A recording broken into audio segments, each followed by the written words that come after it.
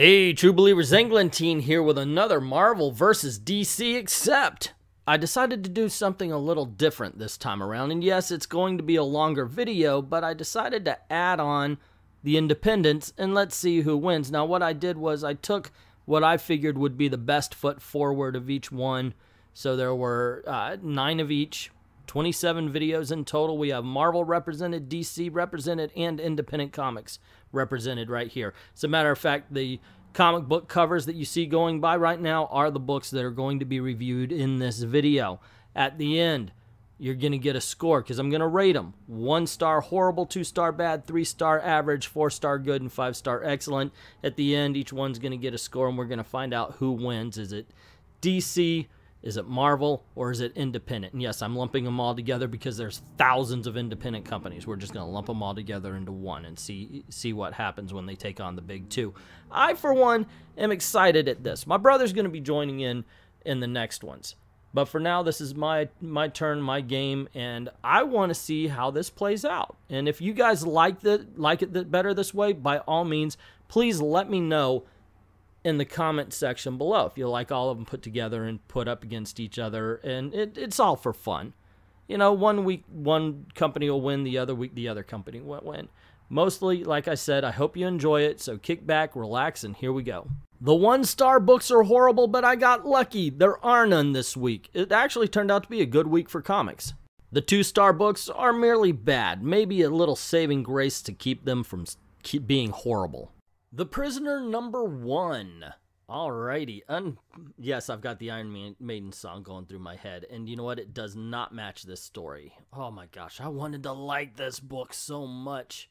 Here's something. Okay, if you're going to do The Prisoner, you got to get to the village right away. And this book doesn't. This book tries to world build, but it should have done that from the village and talk about his past during.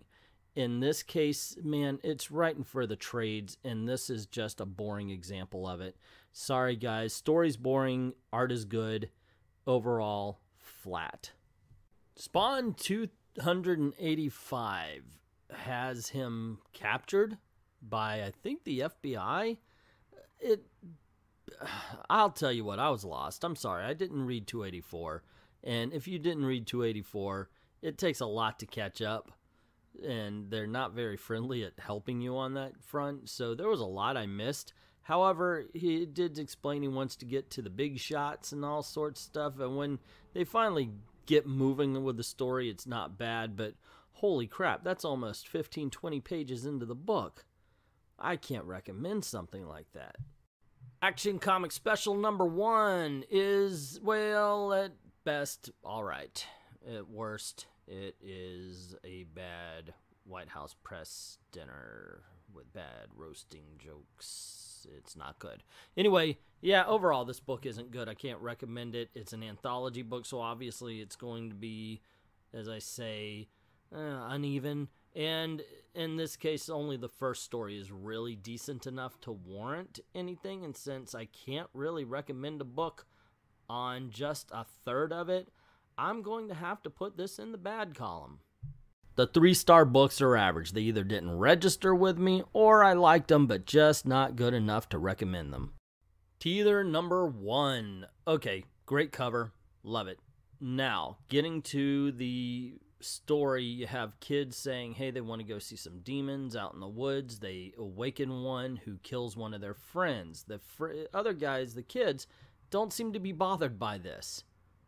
And that's something I had a problem with because it dehumanized him. It really did seem like everything was plot-driven rather than character-driven, and I didn't care for that. Now, it does work like a horror film, so a lot of times you just get like character tropes and they move on, and that's what this feels like. Overall, it's decent guilty pleasure fun. Deadpool, or You Are Deadpool, #1. Sorry for the background noise. It got really hot. Air conditioner's on. Okay, anyway, You Are Deadpool is a very typical Deadpool story that is cut up into the form of a choose-your-adventure kind of story. If you like choose-your-adventures, you'll probably dig this. If you don't, then it's really just a lame Deadpool story. And I'm talking about lame on top of the fact that it's a Deadpool story. Okay, so that really is what you should measure this on. Do you like Choose Your Own Adventure or not? Also, get the floppy copy, not the digital. It'll just make life easier. The Hunt for Wolverine, Weapon Lost. I don't know what to say about this. It has an interesting part at the beginning, but then becomes very slow and dull as it goes. I liked meeting Frank McGee, but Frank McGee and, oh my gosh, Misty Knight, that's her name, talking just kind of, it stopped the story dead. Once again, I talk about writing for the trades. This really could have been edited and put in. It's just, there's a lot of superfluous and boring stuff in this. I wanted to love it because it's Daredevil. Daredevil's book is amazing. This one is not. Green Arrow number 40 is good. It's not amazing. It's just not shit. That's all. It's basically forgettable. Although it does kind of point to something I always wondered, and that is Green Arrow. He's brought in these kids who are trying to be heroes, ask him to train them, and he says, well, no, this is a hard game. And I'm thinking, you know, everybody started somewhere. Yeah, at one point in time, Green Arrow was just starting out, you know, and that kind of brought that up a bit. Overall, if you read this, you're not going to remember it as soon as you finish the next comic book you read. Star Trek Next Generation Through the Mirror. The Mirrorverse has been pretty cool. It's been entertaining. Obviously, if you are just jumping onto the Star Trek bandwagon, you can enjoy this book, but you're not going to get as much out of it as someone who's been with it and knows about the Mirrorverse and so on and so forth. It's mostly dealing with Worf and his crew and the fact that they get invaded.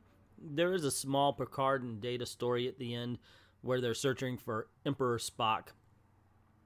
Entertaining, but it's not amazing. It's not going to be memorable to you. Good, but just not good enough. So the group and a whole bunch of dignitaries from the New World decide to head on over and meet up with Rick. Except for Michonne, just decides to stay behind. I kind of like that. I thought that was a good touch. So far, the story's been moving along. I'm hoping this isn't another kind of governor situation, or, you know, it just seems to be cycling itself, this whole thing. I do like what they're setting up, but oh man, I just don't want to read the same story over and over again, and it really does seem like we've been doing that with The Walking Dead these days. Avengers #1 has some good moments, it has some bad moments, it has some very, very, very, very bland moments. Has quite a few of those bland moments. I kind of like the beginning where they're talking. I didn't like a lot of stuff as well. The ending with Captain Marvel and the Celestials, that ended up being the best part of it. Oh, and I definitely didn't like the BC thing. Let's just get rid of the BC thing. That would be cool. Overall, good art, great art, okay story. I hope they do better, and let's bring in She-Hulk. That cameo that she had in this was useless. Captain America #701 tells a story that nobody asked for. It's kind of a what-if sort of thing, a let's look at the legacy of Captain America. I liked the opening where he's back in World War II. That was very nice, and I kind of dug what was going on in the future. It wasn't intense, it wasn't exciting, but it didn't suck, which does make this the best Mark Waid Captain America comic book since he took over last year. So that's something, right? Just saying it doesn't suck, that's a step up from what we've been getting. Curse of Brimstone #2. Okay, so I was called out for calling this a failed Ghost Rider attempt, and I agree. So, you know, I understand. That's right. I should take it on its own merit. This is a slow burn comic book. It's a little dull to me, but it's also interesting. It's very bizarre. It's like a contradiction. I'm left flat about the plot and the action, but I love the characters. So, oh my gosh, that's why this is really just falls right in the middle of the road for me, because I don't hate it. I don't dislike it. It's there. Nightwing #44. So Nightwing is like one of those players who always makes the catch, always gets the yards, even though it's not an incredible amount at any time.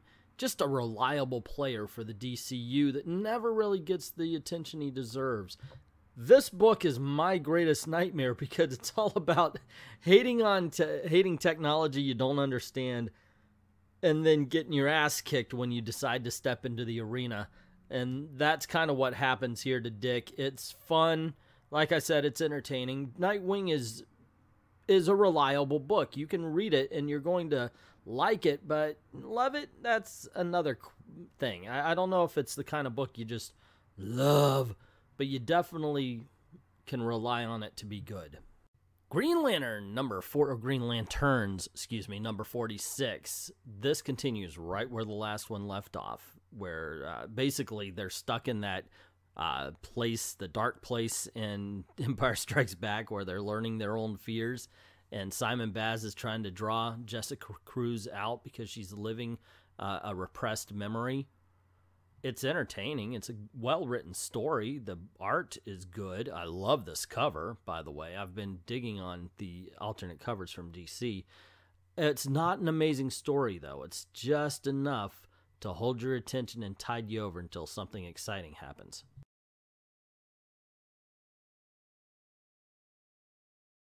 Star Wars number 47. So Star Wars continues to be the bright spot of the galaxy for Marvel. It really is. It's a good series. You should check it out. It's beautiful. This book it just looks great.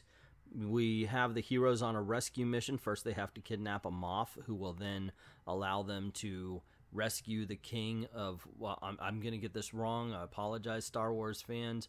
Mon Calamari, you know, the Akbar people. And it's entertaining, it's fun. It does slow down a bit when they're talking about the opera, but still, those pages are so beautiful, it kind of makes up for it. X-Men Gold, number 27. Like I said, the X-Men have been stepping it up a bit, and they've been returning to X-Men greatness. Too bad Marvel kind of messed them up so they don't have X-Men popularity anymore, but at least the comics are getting good again. In this case, you have the X-Men Gold team basically gearing up to go rescue Peter.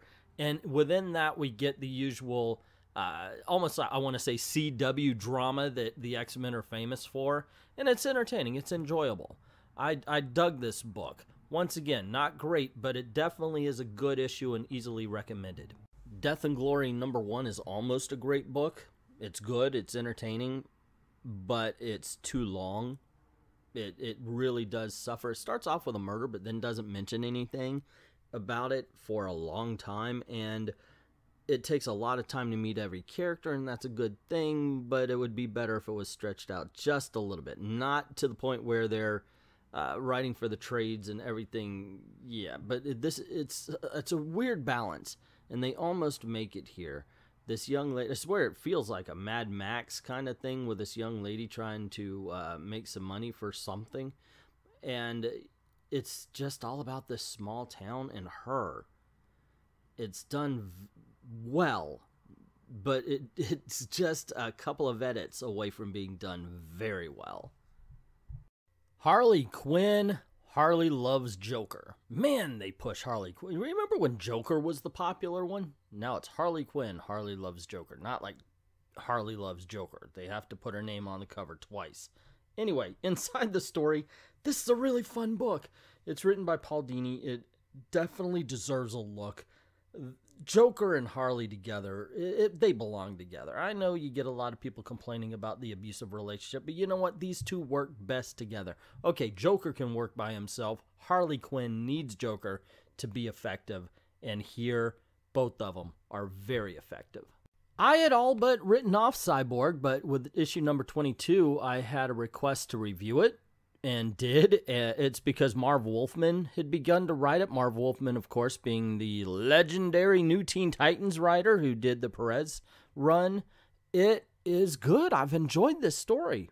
It was fun. Chef Jack's going to be back for next week's Marvel vs. DC, so he's going to get it right back, and I think he should be happy because he's getting it at a good time. I hope this continues. I hope the quality of Marv Wolfman's work continues, and this may be a title for you guys to start checking out, along with Aquaman, of course. Harbinger Wars 2. Now, Valiant is easily the most reliable comic book company for good comic books. I mean, you know, when you're going pound for pound, when you're going for book, Valiant wins, hands down. Harbinger Wars 2, we see a young lady, she controls electronics. She's taken in at the same time. There's an attack on Harbingers. She's getting tired of it. Boom, she shuts the world down. It's an exciting book. It's an interesting book. It's a fun book, and it's definitely one. I think if you're looking for an alternative to Marvel and DC, or definitely Marvel, this right here, this is a title you should pick up. Astonishing X-Men number 11. It's like part 5 of A Man Called X, and I gotta tell you, every time I read that title, it makes me think of the 90s when all the black kids in school wanted to call themselves X because of the movie. I just thought that was funny, and I got that vibe here. Anyway, this has the X-Men going up against Proteus, one of my favorite X-Men villains. I'm enjoying this thoroughly. He always seems like a villain that's, one, incredibly tough to beat, but because of his emotional link to the team, it makes it even harder, and you kind of feel that here. Definitely Astonishing X-Men is where the X-Men should be headed here. It's definitely holding the line for the mutant books. Fighting American number 3. If you're wondering where Captain America went to, here you go. This is a ton of fun. Not only is it fun, but it's dark, and they balance it very well. In this issue, Fighting American, while he's being used by a government, is also having his name dragged through the mud over his sidekick, Speed Boy, who is being seen as a child who was thrust into combat and used by the Fighting American. It's fun, it's funny, and like I said, it's dark. It takes its, while it seems to be parodying its subject, it takes it very, very seriously. It's one of the best books on the market, easily. Weapon X number 17. So it all starts off with Wolverine, Old Man Logan, saying, hey, Sabretooth's going to be the field commander because he's got the same powers as I do. So freaking what? I'm sorry, but I agree with everybody who was like saying, yeah, that's a dumb move, because it is. Powers Smowers doesn't have the same temperament, may not have the same wisdom, same anything. It just is a dumb reason to make Sabretooth the leader. That being said, X-Men in some cases are getting good, and Weapon X is one of those cases. This really does feel like old style X-Men. I'm glad to say that, and hope you check it out. Spider-Man number 240. Well, this is Bendis' goodbye. This is the issue, the last issue Bendis is on, and it has Miles laid up in a hospital while his friends are basically talking to him, making sure that he's okay. He has a couple of lucid moments and then back to sleep. It's a very good story, actually. I'm going to give this one props. This is a decent send-off for Bendis from Spider-Man. I sure hope this is the Bendis we get for Superman. That's not what I've seen so far, but overall, the story was good, art's good, and the book is decent. And it sets up for later stories. So, yeah, okay. 4 stars. Pretty cool. Deathstroke versus Batman. So, in this one, Slade and Wintergreen are flying along. The plane crashes. Batman appears, but turns out to not be Batman. But the person it does turn out to be is a little bit more shocking, with a better revelation that made me think, okay, there's something going on here. It's an exciting turn. Priest has this character, man. He's got him down pat. It's an enjoyable book. It's fun. The art is great. The writing is top-notch. One of DC's best. Easily one of DC's best. So if you're not reading this book, you really should be. And the 5-star books are excellent. They really did the job they set out to do. And wow, these are the ones that are must-reads. Dark Arc number 6. This book continues to be a revelation. It is so entertaining, from Aftershock Studios. It's just a lot of fun. In this case, we're finding out how the Dark Arc got built. All the while, we're seeing the demonic creatures spying on Noah's Ark to find out exactly what's going on over there, when they notice that it seems like somebody's sacrificing animals to a giant sea creature. This is an immensely entertaining book, and my gosh, one of the best independent comic books out there, easily. Batman number 46, we have basically a very disheveled Booster Gold explaining to Catwoman, who seems to be on the actually insane side, his master plan to bring Bruce and Catwoman together and see each other and know that they're in love and make everything all right again. And unfortunately, that's not quite the way it goes. Holy Toledo, is this a good book? Things escalate pretty quickly, as a matter of fact. I liked this. The first one was like, yeah, it's alright, it's okay, but holy crap, the story really kicks into gear with this one.